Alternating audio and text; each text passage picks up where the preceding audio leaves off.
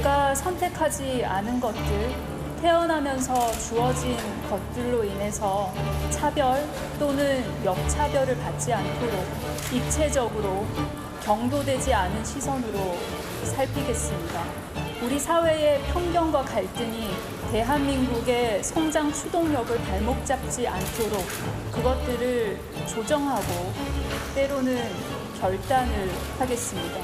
더 아픈 곳, 더 낮은 곳으로 저의 몸과 마음이 흐르도록 하겠습니다.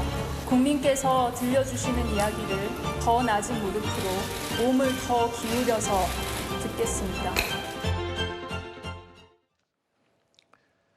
오는 14일, 그러니까 다음 주 월요일부터 인사청문회 본격적으로 시작됩니다. 이재명 정부 첫 내각 장관 후보자들의 인사 검증이 줄줄이 이어질 텐데요. 현재 장관 후보자들마다 여러 가지 의혹들이 제기되고 있습니다. 이런 가운데 앞서 들으신 강선우 여성가족부 장관 후보자의 보좌진 갑질 의혹이 일파만파 커지고 있습니다. 자, 갑질이라는 게 우리나라 국민들에게는 아주 예민하고 민감한 문제 아니겠습니까? 앞서 들으셨지만 장관 후보자로 지명된 이후에 몸을 낮춰서 국민들의 이야기를 듣고 역차별이 없도록 하겠다라고 했었는데 그 발언과는 굉장히 어울리지 않는 갑질 의혹이라니요. 어떤 내용이죠? 그러니까 일단은 크게 두 가지 차원에서 접근을 할 수 있는 것이 첫 번째는 그 강선우 의원의 사적인 가정에서의 일을 심부름을 시켰다라는 겁니다. 특히 조금 이제 뭐 쓰레기 정리 같은 정말 보통 보좌진에게는 시키기 상당히 어려운 그런 굳은 일을 도맡아 했다라는 증언이 나와서 일파만파 논란이 되고 있고요. 심지어 이것에 대해서는 뭐 몇 가지 해명을 했습니다만 그 해명조차도 실제와는 다른 것으로 계속 진술이 일치하지 않고 있습니다. 그래서 계속 의혹이 커지고 있고요. 또 두 번째 같은 경우는 이러한 여러 가지 정황을 방증하는 듯 5년간 심지어 51명을 임용했었는데 46명의 보좌진이 면직되는 보통 평균적으로 봤을 때는 지난 20대 국회에서 전체 재직했던 보좌진이 평균 한 최대 16명 정도였다라는 겁니다. 그러면 그에 비했을 때는 거의 3배에 가까운 수준의 보좌진을 썼다. 이게 이제 소위 갈아치웠다. 이런 이야기가 나올 수 있는 거거든요. 네. 그래서 어찌됐든 강선우 의원실 자체가 매우 보좌진들이 좀 일하기 힘들었다. 왜 힘들었을까? 업무의 문제가 아니라 갑질 의혹이 있다. 이런 이야기가 지금 나오고 있습니다. 네. 지금 내용을 살펴보면 두 가지가 지금 가장 주된 의혹으로 떠올랐습니다. 먼저 이 보좌진 교체가 46번이나 있었다. 이 의혹이 먼저 제기됐고요. 그리고 이 보좌진에게 집쓰레기 정리를 지시했다라는 내용은 저희 채널A 단독 보도로 또 의혹이 제기가 된 겁니다. 일단 저 두 가지 모두 청문회가 열리게 되면 구체적으로 해명을 할 기회가 주어질 텐데요. 보좌진에 대한 저런 증언 내용도 마찬가지고 보좌진이 46번이나 교체됐다는 것.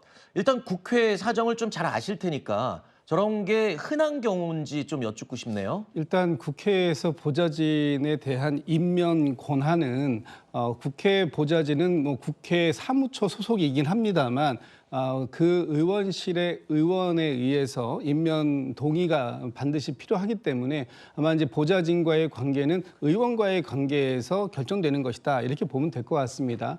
일반적으로 이 뭐 보좌진들의 이 그 교체 비율 보다는 조금 다소 높다라는 것이 지금 이제 알려지는 내용들이긴 한데 예, 의원실에서 보좌진이 교체되는 이유는 너무나 다양한 이유들이 있습니다. 예를 들면 의원이 상임위가 바뀌었을 때 그 상임위를 전문적으로 다룰 줄 아는 보좌진들로 교체하는 수요가 많이 발생할 수도 있고요. 또는 뭐 강선우 의원처럼 당의 대변인이나 원내대변인을 맡았을 때, 주요 당직을 맡았을 때 그 당직을 또 보좌할 필요가 있는 그런 보좌진들로 교체하는 그런 교체 수요가 발생할 수 있는 일은 늘상 있는 부분이 있다. 그렇기 때문에 어느 의원실의 보좌진이 조금 다른 의원실보다 교체 비율이 높다고 해서 그것이 무조건 갑질에 의한 것이다라고 얘기하기는 좀 어려운 부분이 있다라고 보여집니다. 알겠습니다. 그리고 또 강선우 의원 측에서는 이게 46번 교체됐다고 해서 46명을 교체했다기보다는 같은 사람이 프로젝트식으로 특별한 일에 참여했다가 그다음에 멈췄다가 다시 또 채용되고 이런 반복된 경우도 중복이 있을 수 있다라고 설명을 했습니다. 그러면 아까 그 보좌진에게 쓰레기 정리한 거는 어떻게 좀 해명을 해주실 수 있을까요? 글쎄요, 그 사안이 이제 폭로가 된 이상 어느 정도의 사실관계는 맞다라고 이제 전제도 놓고 본다면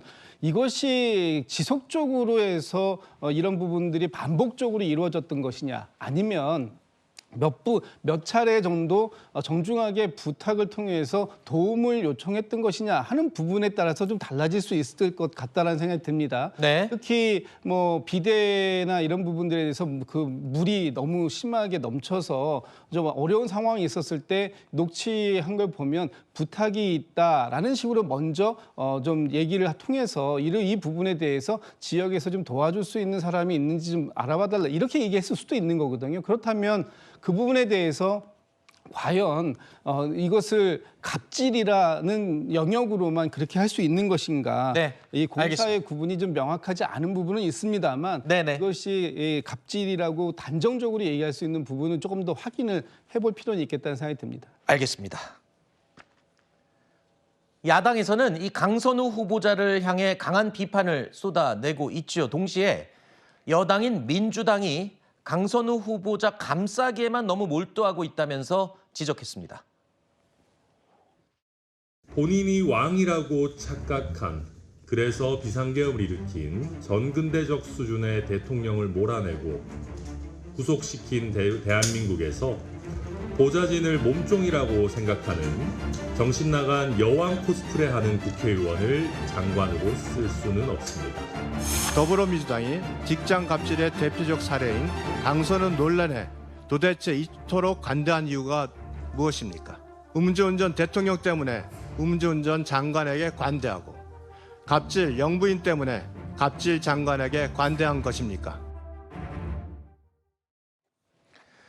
국민의힘 주진우 의원은 지난 2023년 민주당 대표였던 이 대통령의 단식 투쟁 중에 찍힌 영상을 공개하면서 강선우 후보자를 비꼬은 적이 있었죠. 자, 오늘도 이재명 정부를 향해서 국민 갑질 정부라고 비판을 했습니다. 주진우 의원 같은 경우에는 김민석 총리 후보자 인사청문회 때 굉장히 두각을 나타냈던 인물이죠. 그런데 이번 또 인사청문회 때도 이러한 문제들에 대해서 상당히 많은 문제를 또 제기하고 나서지 않을까 예상이 되기도 합니다만, 자, 장관 후보자들의 이 연이은 논란에 대해서 국민의힘 지금 비판을 쏟아내고 있습니다. 민주당은 일단 다음 주 월요일부터 열리는 청문회를 지켜보자라는 입장인 것 같은데, 글쎄요, 적극적으로 옹호는 하고 있지만 뭐라고 결정적으로 막아내지는 못하고 있는 느낌도 들어요. 그러니까 저도 국회에서 근무를 해봤지만 보통 아무리 경무에 시달렸다 할지라도 그 의원에 대해서 그 직을 나온 이후에, 보좌진을 그만둔 이후에 이런 폭로성 발언을 하는 경우는 사실 정말 찾기가 어렵습니다. 그건 왜 그러냐면은 본인의 평판에도 문제가 되기 때문에 그런 거예요. 네. 이 얘기를 누가 퍼뜨렸을까? 결국은 찾고 찾으면 나오거든요. 네. 그러면 이 보좌진은 자기가 일했던 의원에 대해서 이렇게 안 좋은 험담을 하는구나라는 평판도 부담이 돼요. 네. 그런 부담이 있음에도 불구하고 이런 폭로를 했다는 건 정말 그냥 일시적으로 그런 일을 시켰다는 게 아니라는 것을 저는 이해를 하고 싶고요. 그리고 정말로 이것이 일시적이고 개인적인 사유에 불과했다면 사실은 다른 보좌진들의 반론이 나왔어야 돼요. 강선우 의원이 뭐 그런 경우도 있을 수도 있겠지만 실제로 대부분 다 잘 지냈다. 근데 이러한 말들이 일체 지금 나오지 않고 있고요. 심지어 오늘 민주당의 보좌진 협의회, 민보협이라고 합니다. 네. 민보협의 회장조차도 문제가 있을 수 있다라는 투의 발언을 했어요. 이거는 지금 강선우 의원을 지켜주거나 옹호할 수 있는 사람이 없다라는 겁니다. 네. 민주당이 지금 이 정도까지 왔으면요. 결자해지 차원에서 임명을 철회하는 것을 오히려 민주당이 요구하는 것이 이 리스크를 넘을 수 있는 것인데 네. 이렇게 침묵하는 것은 사실상 갑질을 동조하는 것이고 내로남불에 걸리는 거거든요. 네. 이것은 정말 위험한 것이고 저는 하루라도 빨리 특히 여성가족부라고 하는 자리는 정말 사회적 약자를 보듬는 장관직 아니겠습니까? 네. 더 큰 문제가 될 수 있다고 생각을 합니다. 알겠습니다. 일단 청문회가 예정이 돼 있고요. 이제 주말만 지나면 시작이 됩니다. 여기서 또 후보자들의 적극적인 해명을 들을 수 있는 기회도 주는 게 공평하겠죠. 어떤 해명을 할지 국민들도 함께 들어보고 판단을 할 수 있는 기회는 충분히 있으니까요.